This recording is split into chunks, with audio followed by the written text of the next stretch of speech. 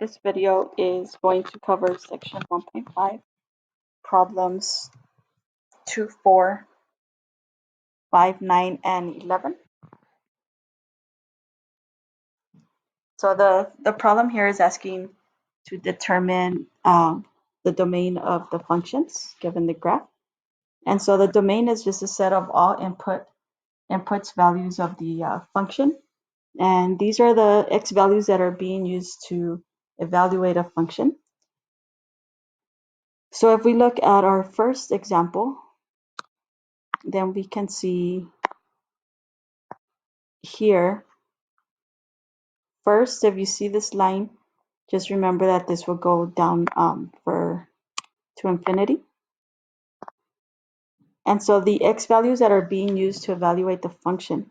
So if you notice, if I pick these x values right here, and if I go up or down, I'm never going to touch the graph. So that means that these x values are not being used.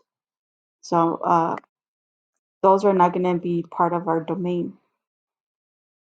So the first x value where the graph is the x value, if I go up, is going to touch the graph, is at x equals -1. So if you notice, if I draw a line, I'm going to touch the graph here.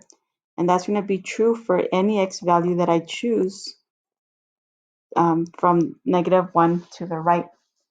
So if I pick something on the left side, on the right side of the graph, notice it's say -4. If I go up, I don't touch the graph.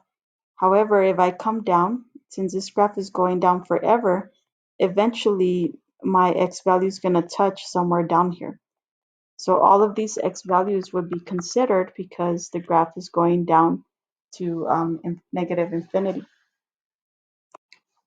So to write down what our domain is, my domain starts at -1, and I'm going to use a bracket because -1 is included, it's part of the graph.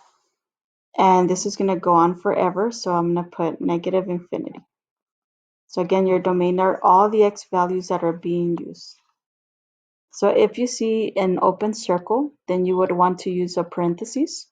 If you see a closed circle, then you're using a bracket.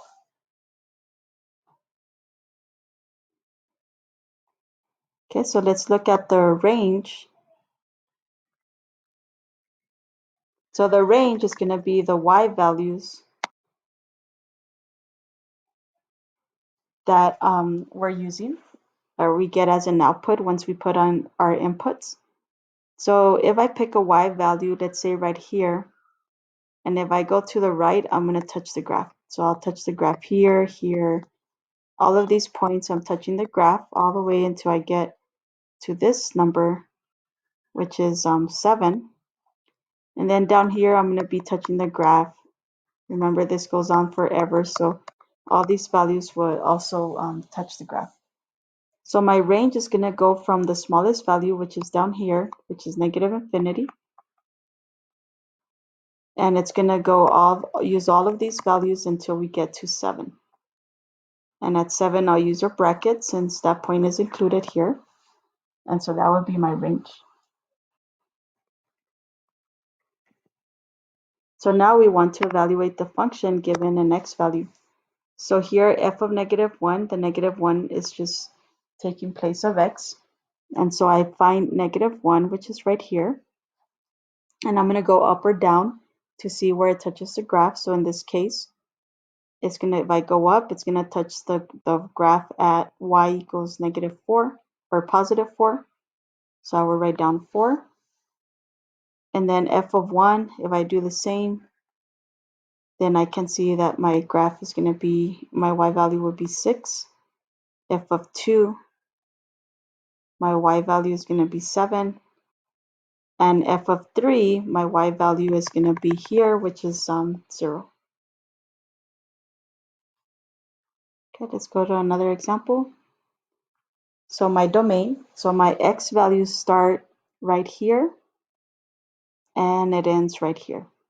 What that means is that we are not using any of these x values, and we're not using any of these x values. So the only x values that we're actually using to evaluate this function fall between this gap here. Okay. So let's see where it starts. So the domain here is going to start at -2. So since I have an open circle, I'm going to use a parentheses. And it's going to end at 2. And I have a closed circle, so I'm going to use a bracket.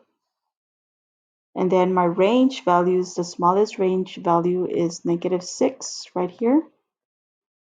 So I'm going to use a bracket, -6. And the last y value that I'm using is +3.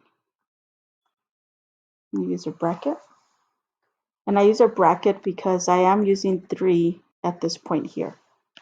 So now let's evaluate these. So given f of -1, if I go down, I'm going to be at -6. F of 0 gives me -5. F of 1 gives me -6. And f of 2 gives me 0. Okay, so the next one, again, remember we have arrows here.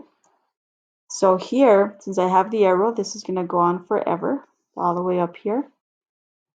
Okay, so I'm going to go ahead and the x values that I'm using are going to be all of these x values up to here. But then it continues with all of these x values. So my domain would be -infinity to +infinity. I use parentheses because we don't know what that exact number is. And now for the range,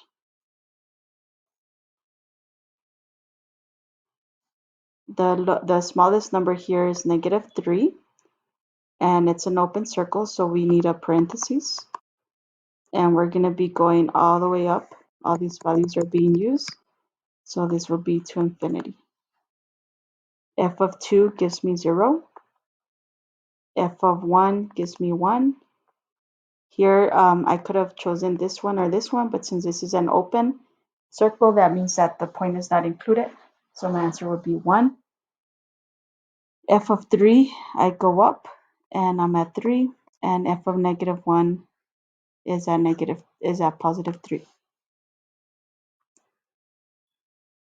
So let's look at question number 9, find the zeros. So to find the zeros, what that means is if you were to have any graph, this x-intercept here is your 0. And the only thing I know about this 0 is that I have some x value, but that the y value is always 0. Because we know that the y value is always 0, then we can take our function f of x, remember, is the same as y. So for y here, I can replace it with 0, and then I'm going to solve for x. So subtract 36.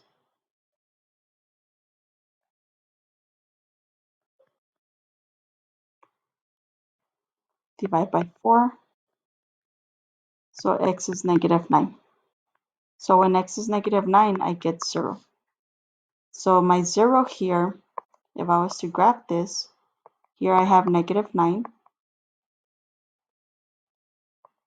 And so this is going to be my x-intercept. If you were to draw your line, it's going to be going up this way. Okay, so we already have the x, so you don't need to write the x anymore. We just write x equals -9. Okay, so let's go to the next problem. Determine if the graph is increasing, decreasing, or it's constant. So to determine if it's increasing, decreasing, or constant, you want to read the graph from left to right. Okay, so read graph from left to right. Okay, and then the interval is coming from the x-axis. Okay, so for example, we have to remember these graphs are going to infinity. So we're going to add the arrows. And so let's say that you had a roller coaster car here. So we're going from left to right, then you can see that this car is going down. So we say that it's decreasing at this point here. Okay, but then it stops to decrease once it reaches x equals 2. Notice here that at x equals 2, it stops to decrease. So now your car is standing here, and now the car is going to start to go back up. And so here we would say that it's increasing. Okay, and so that's how it's going to work. However, instead of saying the word decreasing, increasing, and constant, we need to identify it by using the intervals of when this is happening. And to do that, we're going to look at the x-axis. So your car, your roller coaster, is going to start right here. We have the arrow, that means that the graph is going up, or it's extending all the way up here. So if we're looking at the x values, then we're really looking at all of these x values here. In other words, we're looking at negative infinity. So we say that the graph is going to be decreasing from negative infinity. So pretend you have your car here, and this is going down all the way until it reaches 2. So we write down 2. So now your car is right here, and now your car is going to start to increase, go back up. So it starts to increase at x equals 2, and then it's going to keep increasing into infinity. Okay. There isn't any constant area, so we just put dne. Okay, so let me show you another example really quick.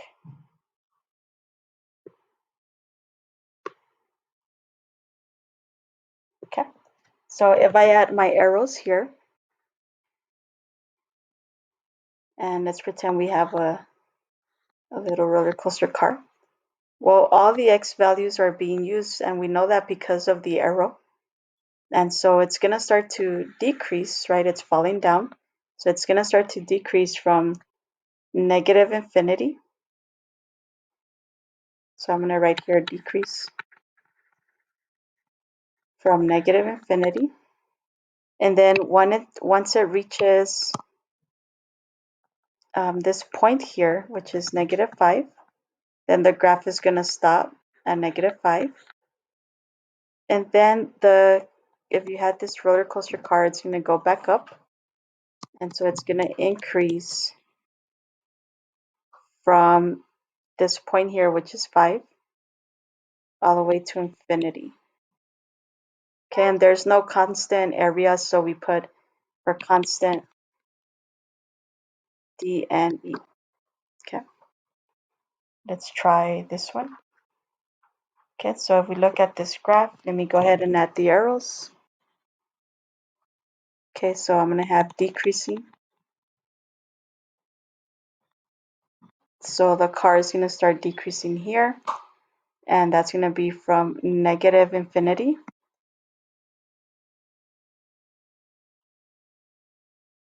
And it's going to stop at this point here, which is negative 2. Okay, so then from negative 2, if your car is here, it's just going to keep on going straight. So we say that it's constant from negative 2 to 2. And then the car is going to start going back up, and it's going to start increasing from positive 2 all the way to infinity. And to determine if something is even, odd, or neither, then you want to look at the exponents. So the variables have these exponents here. So if these are all even, and when you have a constant like 5, we have the variable that goes with that constant is x to the 0, and 0 is considered to be even. So anytime you have all your exponents are even, and if you have a constant, that makes the whole function even because that x to the 0 is even. If something is even, then the symmetry it's going to have is going to be on the y-axis, for example. What that means is symmetry on the y-axis means that if you have this part of the graph, if you were to fold your paper along the y-axis, this part will land on this part. Symmetry to the origin, what that is if you fold the paper the long way first on the y-axis, then this graph is going to fall over here. And then if you fold the paper on the x-axis, this graph will fall down here. So if that happens, then this is the origin, and this is the y-axis. For example 9, this is example 9, or example 15, we would say that it has y-axis symmetry. So you have y-axis symmetry if it's even, and if it's odd, it's going to be the origin. Okay. And if you had something like f of x equals x cubed plus 2x plus 3, then notice here that your exponents, you have odd, odd, and in this case, this 3 has this x to the 0, this is even. Since you have a mixture, then we say that this is neither.